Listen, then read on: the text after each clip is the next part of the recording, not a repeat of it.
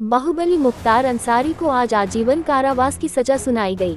36 साल पुराने अवैध तरीके से लिए गए शस्त्र लाइसेंस के मामले में मुख्तार को ये सजा सुनाई गई। इसके पहले मुख्तार अंसारी को कांग्रेस प्रदेश अध्यक्ष अजय राय के बड़े भाई अवधेश राय की हत्या के मामले में भी आजीवन कारावास की सजा सुनाई जा चुकी है।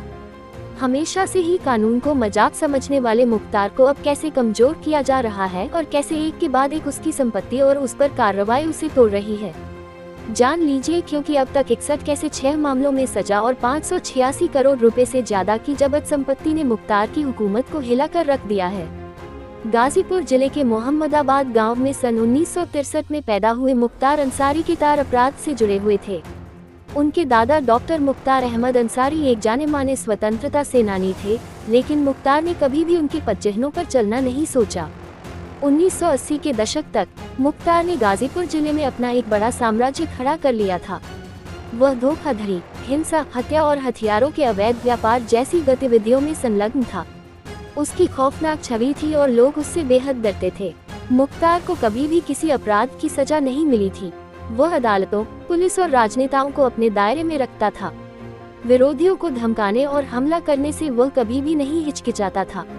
धीरे धीरे मुख्तार ने उत्तर प्रदेश के गाजीपुर जिले पर अपना अधिकार जमा लिया।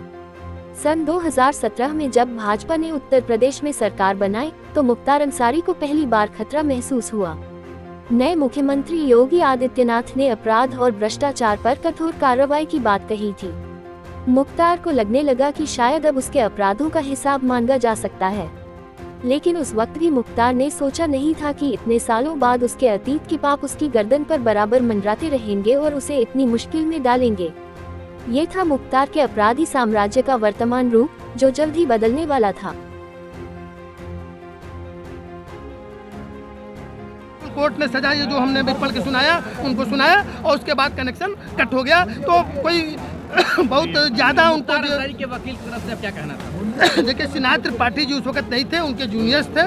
तो सिन्हा त्रिपाठी के का जो सुबह वर्जन आया था वो उन्होंने कुछ बातें कही थी कि ये जो मामला है उस समय तक उनके पास कोई केस नहीं था। जैसे जिस समय सुबह बहस हुई थी कि सजा के क्वांटम पे, उनके वकील ने कहा कि उस समय तक कोई उनकी आपराधिक इतिहास नहीं था, मतलब ये उनका पहला अपराध था, वो ये कहना चाह रहे थे।